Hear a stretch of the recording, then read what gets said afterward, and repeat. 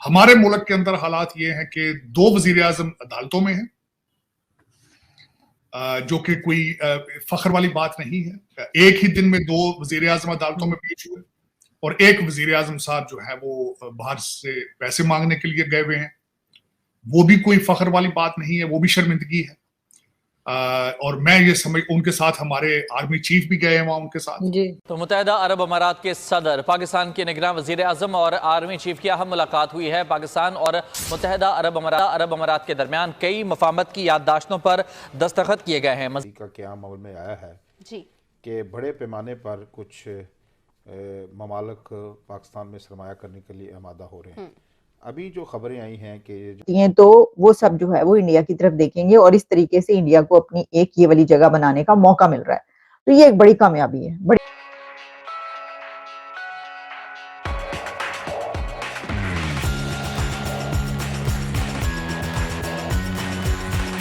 लेकिन मेरे एक समझ से बाहर है चीज कि जब तक आप एक घड़ा है, एक कोई ऐसा आपका बर्तन है जो नीचे से लीक हो रहा हो, फटा हो, टूटा हुआ हो, ऊपर से आप पानी उसमें भरते जाएं, क्या फायदा उसका। आप दुनिया से डॉलर मांग रहे हैं बड़े बुरे तरीके से, मिन्नतें कर करके, लेकिन नीचे से करप्शन, वो पैसा तो सारा निकल के लंदन और दुबई जा रहा है।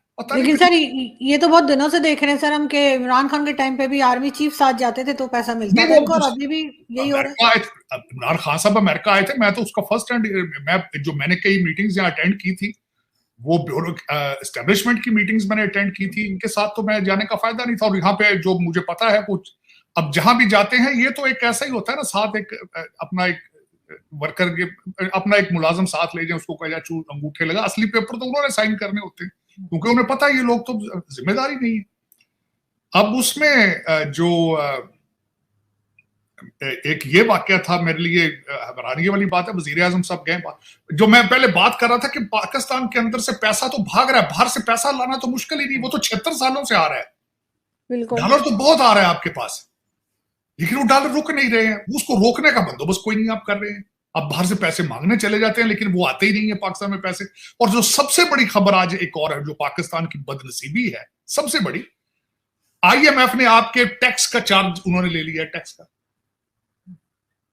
अब indirectly it is almost same thing कि अब पाकिस्तानियों के, जो कि मैं समझता हूं दुनिया का सबसे बड़ा लेबर कैंप है, उसकी टैक्स की डिक्टेशन IMF दिया करेगा।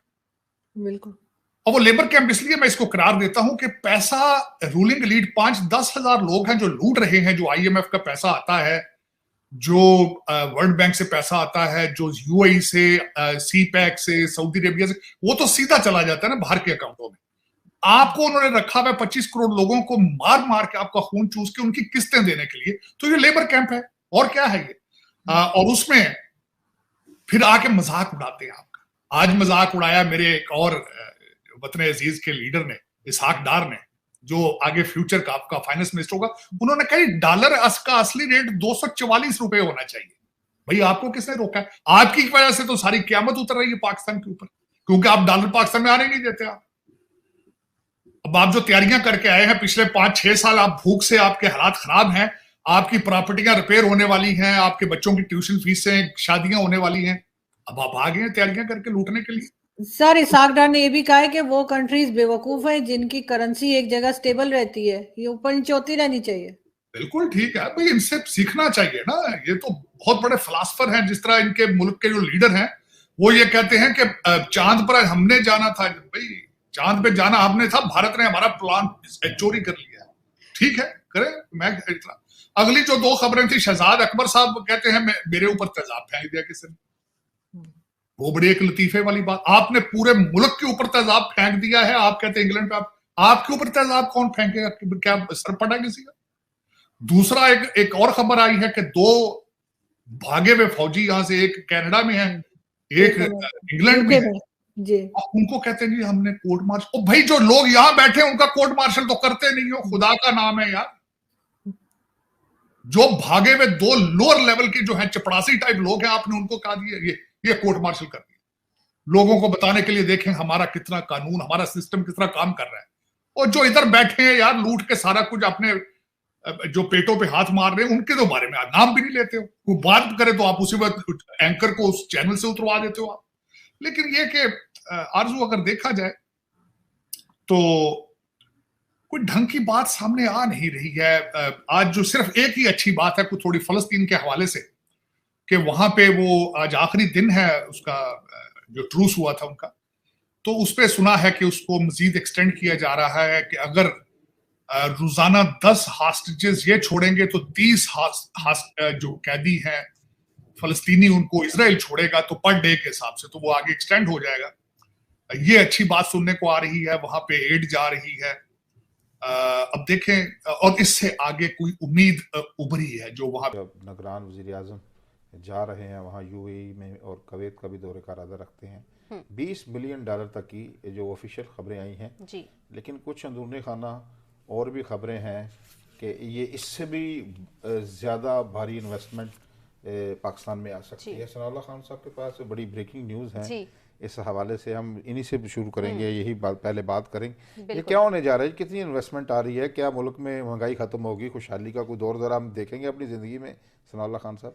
अच्छा, एक तो कुछ बातें क्लैरिफाई करनी है कि एक तो निगरान वज़ीर आज़म जो है वो यूएई पहुंच चुके हैं, ठीक है, और उनका जो दौरा है वो 3 दिन का या 2 दिन का नहीं है, वो 4 दिसंबर तक जो है इन जो दोस्त ममालिक हैं, कुवैत है, यूएई है, फिर दोबारा वो कुवैत और यूएई के 2-3 उन्होंने साथ ही है वो मुल्क जाएंगे, तो 7 तकरीबन 1 हफ्ते के इनका विज़िट होगा जो हमारी बात हुई है कुछ लोगों से।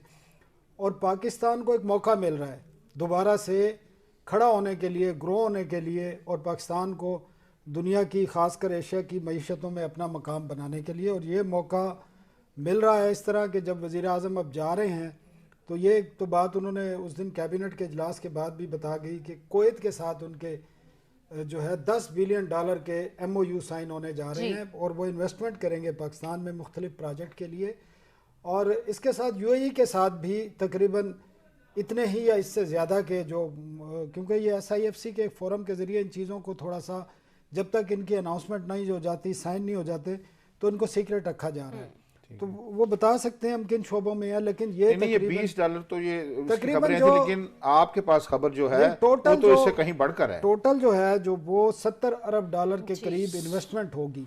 उसकी मैं आपको तफसीलात इस तरह बता देता हूँ कि कुवैत $10 बिलियन करेगा, ठीक है, जो MOU साइन होने हैं। उसके बाद यूएई है। अब इन्वेस्टमेंट की मुख्तलिफ मोड्स हैं और ये बड़ा पाकिस्तान के लिए एक अपॉर्चुनिटी आ गई है, एक बहुत बड़ी, थ्रू SIFC। और SIFC किया है, मैं प्रोग्राम के दूसरे हिस्से में बताऊंगा किस तरह काम हो रहा है। और उसके बाद यूएई है। यूएई का जो हुज्जम है ना, वो आप $10 बिलियन भी कह सकते हैं, $20 बिलियन भी कह सकते हैं इसके साथ, और उसमें मुख्तलिफ शोबे हैं, वो मैं आपको साथ साथ बताऊँगा। इसी दौरे में यूएई के साथ भी MOUs पर दस्तखत होने जा रहे हैं, ठीक है। तो 2 ममालिक के साथ तो कंफर्म हो चुका है कि MOU साइन होंगे, कुवैत के साथ और यूएई के साथ। अचीवमेंट है इंडिया की और बड़ी एक टारगेट उन्होंने अचीव किया। अब देखेंगे आगे पता चलता है, अभी इस खबर से तो यही लग रहा है। और फिर इसमें जो है वो ये कहा गया था, पहले से जो कहा जा रहा था कि इंडिया की जो है उस वक्त India's $42 billion pharmaceutical sector is heavily dependent on China for key active pharmaceutical ingredients on API, chemicals, and responsible for the therapeutic effect of medicine. इस तरह की बहुत सारी बातें कि इस बिना पर जो $42 बिलियन की फार्मास्यूटिकल सेक्टर इंडिया का जो है वो डिपेंड करता था चाइना पे मैन्युफैक्चरर्स की बिना पर। तो अब वो जो मैन्युफैक्चरर्स इंटरेस्ट या बेनिफिट है वो उसके पास ये वाला आ गया है। तो अब इसका मतलब ये हुआ क्या कि जो इंडिया है वो चाइना पे डिपेंड नहीं करेगा। इससे